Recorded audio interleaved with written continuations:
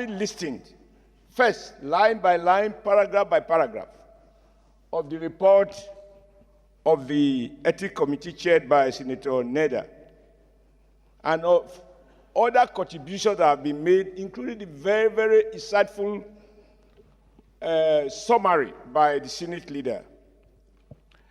I thought, because you have encouraged yours, sir, regardless of what my dad said, that you have no friend, I think you have friends. It would be dangerous for you to lead yourself to the conclusion that you don't have friends. How can you preside over affairs of enemies or people you don't trust? That trust line between the leadership and the followership must be serviced. But it can be brought under test in moments like this.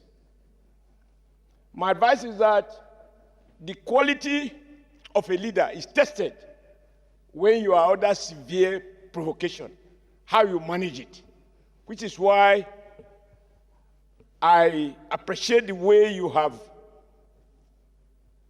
even admitted to more complaints as if nothing had gone wrong. Sometimes in leadership we face those temptations. I thought I should share with my very good friend and sister and also our in-law my experience on the floor of this Senate.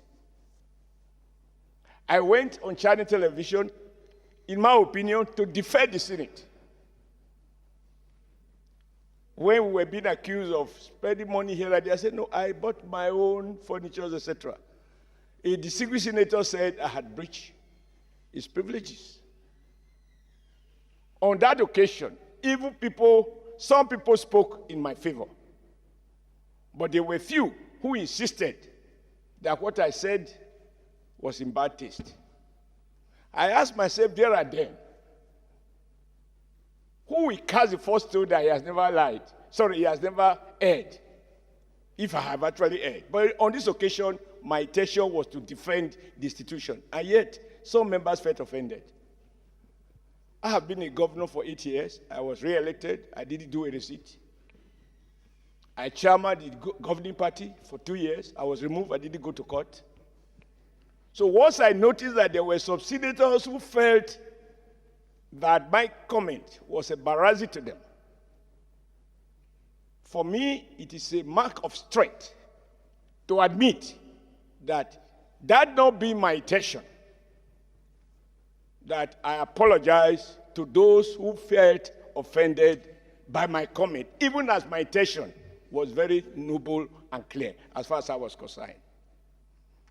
I think that to apologize is not to belittle yourself. And even the Holy Bible says, and this is where I want to appeal to those who have taken very strong stand, that any sin we commit, once we admit to the fact of our failing, of committing, of breaching any of the 10 commandments of God, that if we apologize to God and confess that we will not do so again, we can still see the kingdom of God. I think it is based on this logic that the committee created a window. And I also know that on the previous occasion, that sort of window, even though not stated, was exploited for a former chief whip. So I don't want to go into the merits because there is nothing new to be said. I just want to appeal to distinguished Senator Mrs. Uduaghan that everyone that has spoken cannot possibly be coward or foolish. Truth of the matter is, the rules are binding. They are enforceable. They are potent. I wasn't in the Senate that day. I was in Benin. When I saw the fireworks on television, I thought it was something else, but I don't know because initially I didn't know what the issues were. When I was told it's about change of seat, sir, my seat has been changed. The only thing that the committee couldn't do is to change my person and my values. And thank God, as President Tinubu has said repeatedly, No matter how short a man is, he can see the sky. So my seat will change, but my views have not changed about anything that I want to speak on. I think that is the beauty of democracy. This is meant to appeal to Senator Natasha, who you had caused as revealed by the leader of the House, that you even address her as princess of the Senate. I think she can still remain the princess that she has been, provided she doesn't work herself into the conclusion that it's a mark of weakness to admit when maybe out of whatever feeling you have erred. And it bears repeating that the offense is not against the presiding officer. It's breach of the rules under which affairs of this Senate are conducted. I'm not going to go to whether somebody has been favored or not favored. In life, what you didn't think is a favor, somebody else will see it as a favor. So I want to appeal to you, Mr. President.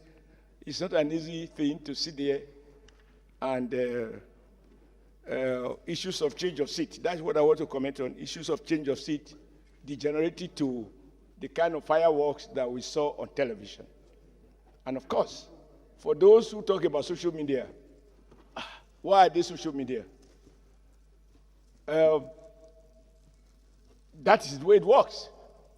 So I conclude, sir. I thank you for allowing me to speak, and I apologize to the Senate leader that I'm speaking after he had spoken. But this is the time you had acknowledged me to speak. I think that the committee, if you follow the sequence, issues of discrimination cannot be proven. It is actually the opposite. That under your leadership, distinguished Senator Mrs. Uduaghan can claim victimization based on facts.